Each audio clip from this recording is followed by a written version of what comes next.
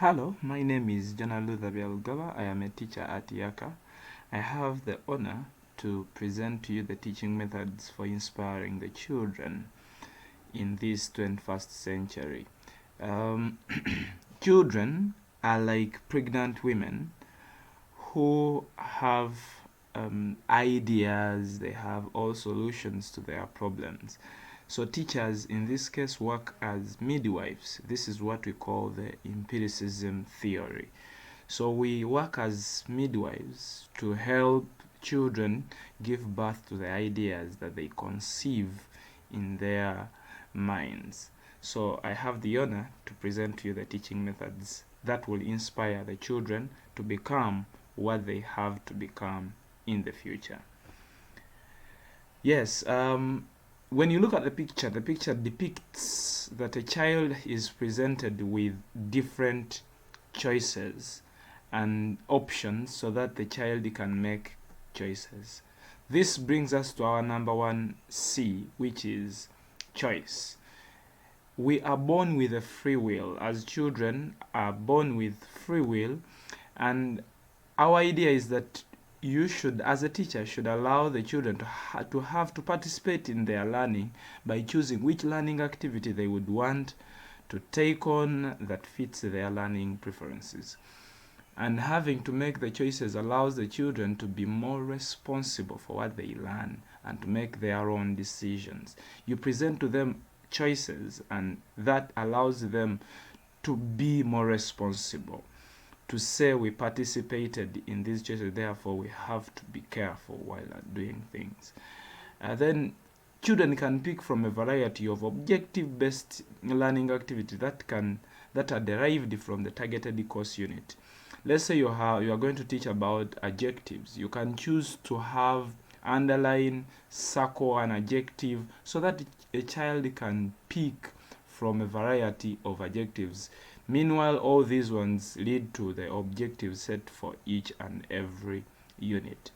I have presented a video for you about choices. So in case you want to watch it, there is a video there for you.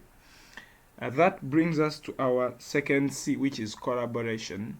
As humans, we are social animals. We love to collaborate. We love to work together with other people to achieve a targeted goal.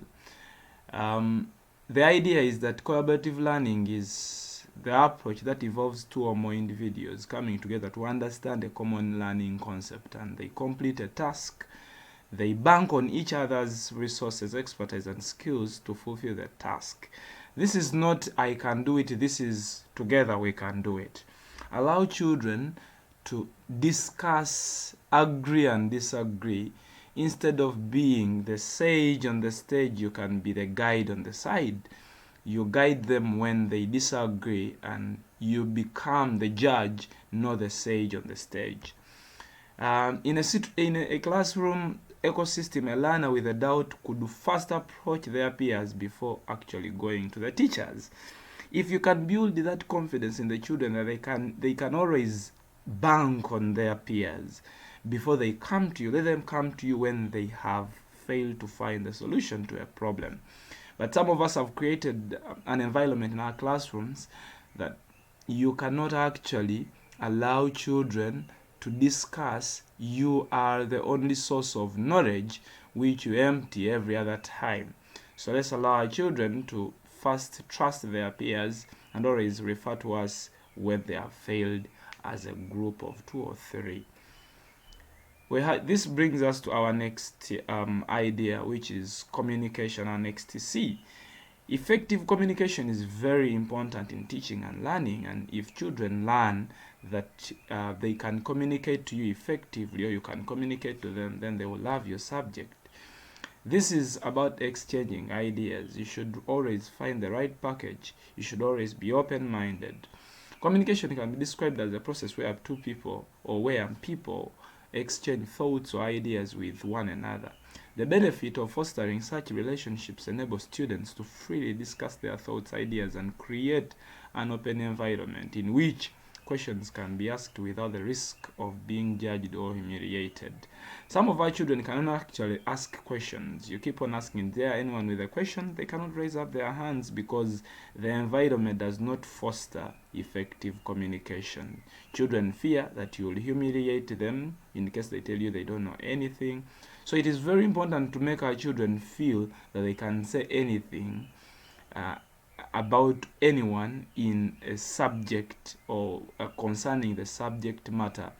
To create that environment is something tiresome, but it is something really good that will make your children love being in your classroom. So create a safe environment, more of teamwork, positive feedback, don't discourage them. And when your children are talking to you, please listen to them actively.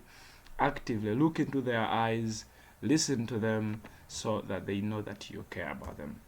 That brings us to our next C, which is critical thinking. Critical thinking brings about problem solving. Now, we use critical thinking skills every day. They help us to make good decisions, understand the consequences of our actions, and also solve problems. These incredibly important skills are used in everything from putting together puzzles to mapping out the best route to work. So we need to create an environment that pushes our children to think. This is why we honor the Bloom's taxonomy, where questions are set from knowledge to problem solving. So allow children to solve problems, from complex problems to small problems, like why do you think children do not go to school when it rains? Small problems, so that you can inspire them to think.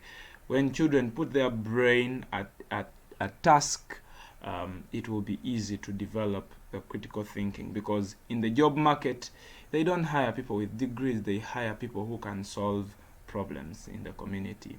So classroom situation, very easy. Encourage children to explore, ask questions, test their theories.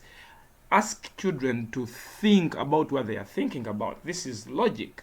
Think about what you're thinking about. Think and find out whether what you're thinking about is true or a fallacy or false. So I have a video here about creativity, which I'll watch if we get time. The other C is creativity. Creativity is key in our classrooms. A classroom environment that promotes creativity opens them to a world of communication. Students can make better conversations and stimulate innovative thinking and talking sessions in their free time. This also triggers group problem solving and shared learning that gives them a feeling of togetherness. We should allow children to create.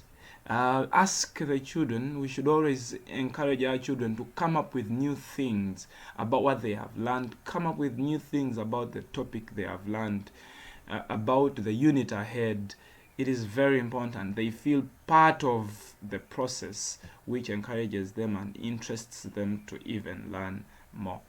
The classroom situation is simple. Students work in many different formats, from group projects to solo assessments, listening to presentations and more, and then creating collaborative learning layouts. Let them work on this in the same document when it comes, on maybe in Google Drive, or it is easy to make them feel they are together and they are solving something. Let them give them room to create new things and embrace them in your classroom. So here is a video, but we may not watch it to the end.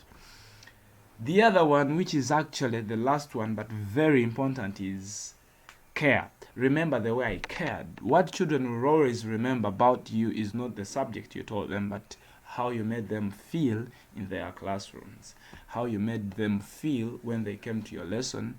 That is very important. I've seen it with classes that are named to be rowdy, children who are named as rowdy children, wild children. They don't want to sit down and listen to the teacher.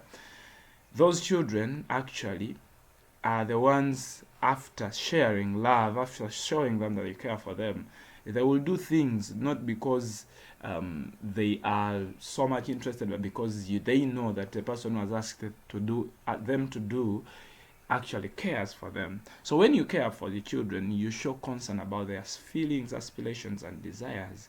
This motivates them to work hard in love and reverence of the subject.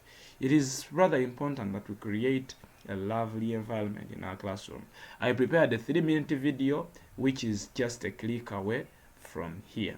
So in case you want to watch it, it will be there for you. The classroom situation is listen to the learners actively and choose to offer decisional love that is not emotion, because if your love is based on emotions, the day they will not do your work, you'll hate them. But if it is a decisional love, you can still love them even if they are not doing well. So because it is about a decision to love them, to take care of them, to listen to them. So I also have prepared an audio about care, which we shall care.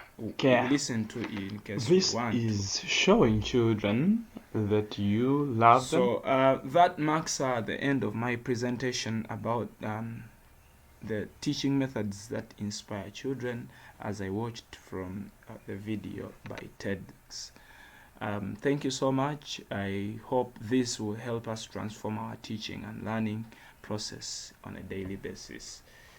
A good morning.